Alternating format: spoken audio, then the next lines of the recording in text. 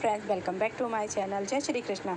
एक समय की बात है, दुर्वासा नाम के एक प्रसिद्ध ऋषि रहते थे। उनके पास अनेक दिव्य शक्तियां थी और वे लोगों को आशीर्वाद और वरदान प्रदान कर सकते थे। हालांकि दुर्वासा बहुत गुस्सैल स्वभाव के थे और यदि वे आपा खो देते तो उनका श्राप उनके आशीर्वाद जितना ही शक्तिशाली हो सकता था। एक दिन पूज्य दुर्वासा जी अंधे धृतराष्ट्र और महारानी गांधारी के पुत्र और कौरव बंधुओं में सबसे बड़े दुर्योधन से मिलने आए। दुर्योधन बहुत चतुर था। वह जानता था कि दुर्वासा ऋषि का अत्यंत आदर और सम्मान पूर्वक स्वागत करना चाहिए। वह यह भी जानता था कि ऋषि की नाराजगी उसके लिए विनाशकारी साबित हो सकती है। इसलिए दुर्योधन ने यह सुनिश्चित किया कि महान ऋषि के लिए सभी व्यवस्थाएं उत्तम की जाए। दुर्योधन अत्यंत विनम्र था। दुर्वासा ऋषि को दुर्योधन का आतिथ्य सत्कार देखकर अत्यंत प्रसन्नता हुई। उसकी इतनी अच्छी देखभाल की कि विदा होते समय उन्होंने दुर्योधन से कहा, पुत्र, तुमने मुझे आदर और शिष्टाचार दिखाया है। तुमने स्वयं मेरी और अनेक अनुयायियों की सभी आवश्यकताओं का ध्यान रखा। मैं तुम्हारे प्रयासों के लिए आभार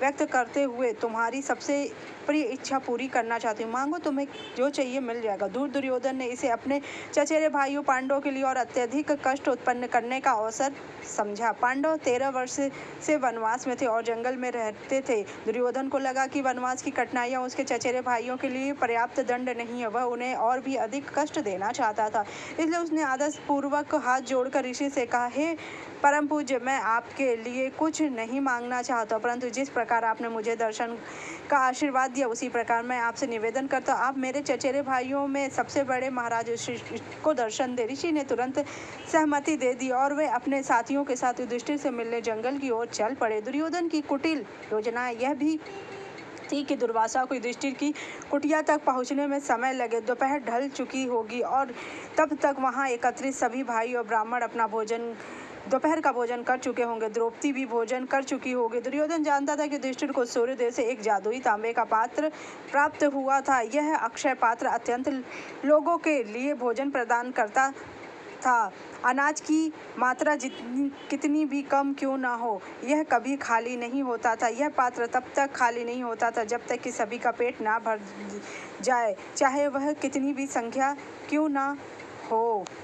पात्र तभी खाली होता था जब महारानी द्रौपदी अपना भोजन कर लेती थी। इसलिए द्रौपदी हमेशा अंत में भोजन करती थी। सूर्यदेव के इस उपहार ने पांडवों को उनके 13 वर्षों के वनवास के दौरान भोजन प्रदान किया। दुर्योधन जानता था कि जब तक ऋषि दुर्वासा उनके अनेक शिष्यों की कुटिया तक पहुंचेंगे तब तक बहुत देर हो चुकी होगी। द्रौपदी भी अपना भोजन कर चुकी। भोजन करके के बाद जादुई पात्र खाली हो चुका होगा।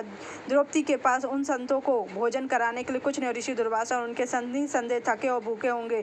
दुर्योधन को पूरा विश्वास था कि जब उन्हें और उनके साथियों को भोजन नहीं मिलेगा तो ऋषि दुर्वासा क्रोधित होकर उन्हें श्राप दे देंगे, जिससे कि दुर्योधन की इच्छा पूरी। दुर्योधन प्रसन्नता से मुस्कुराया और सोचने लगा, मैंने बड़ी चतुराई से योजना बना ली। एक तो ऋषि मेरे चचेरे भाई से मिलने का अनुरोध करने पर मेरी प्रशंसा करेंगे, वहीं दूसरी ओर उचित आतिथ्य सत्कार न पाने पर क्रोधित होकर उन्हें शाप देंगे। मैं सचमुच अपने चचेरे भाइयों के विनाश की योजना बनाने में माहिर हूँ। जैसा कि दुर्योधन ने अनुमान लगाया था, ऋषि दुर्वासा और उनके शिष्य दोपहर के बाद युधिष्ठिर के साधारण निवास पर पहुंचे। उनका आगमन तक हुआ जब सभी पांडव भोजन कर चुके। द्रौपदी भी अपना भोजन समाप्त कर चुकी थी। पांडव बंधु और द्रौपदी ने ऋषि का पूरे आदर के साथ स्वागत। उन्होंने उनके चरण धोए और उनके प्रणाम किया। ऋषि ने कहा, अब हम नदी में स्नान करने और प्रार्थना करने के लिए चले जा रहे हैं। इसके बाद हम भोजन करेंगे। इतना कहकर वह वहां से चले गए नदी में स्नान करने। द्रौपदी दौड़कर रसोई में गई। भोजन कर चुकी थी होने के कारण वह जानती थी कि बर्तन पूरी तरह खाली हो गए। वह व्याकुल होकर उसे डरा था कि ऋषि का क्रोध पांडवों को नष्ट न कर दे। अपनी हताश के क्षण में उसने अपने रक्षक भगवान श्री कृष्ण ने प्रार्थना, हे प्रभु, कृपया कर हमें इस भयंकर अपमान से बचाए। कृपया मेरी सहायता करें। मेरे पास केवल आप ही हैं और मैं जानती हूँ कि आप मुझे अपनी परम भक्त समझते हो। द्रौपदी सही थी। भगवान श्री कृष्ण अपने भक्तों के प्रति असीम प्रेम के कारण कभी भी उनकी सहायता करने से इनकार नहीं करते। भगवान तुरंत द्रौपदी के सामने प्रकट हुए। फिर भगवान श्री कृष्ण ने अपनी अनोखी मुस्कान और आंखों में चमक के साथ द्रौपदी से कहा, मैं तुम्हारे कहने पर आया हूँ, मुझे भूख लगी, कृपया मुझे भोजन कराओ। भगवान के इस निवेदन से द्रौपदी और भी दुखी हो गई। आंखों में आंसू भरकर उन्हें भगवान श्री कृष्ण ने कहा, हे प्रभु, यह मेरी समस्या शक्तिशाली सूर्यदेव ने हमें एक पात्र दिया था जिसमें भरपूर भोजन था और मैंने खाने तक पर्याप्त भोजन रहता था। आज जब सभी ने खा लिया तो मेरी आदत आदत के अनुसार मैंने भी भोजन कर लिया, इसलिए पात्र पूरी तरह खाली हो गया। मैं बहुत दुखी हूँ। मैं ऋषि दुर्वासा और उनके साथियों को भोजन नहीं करा पा रही हूँ।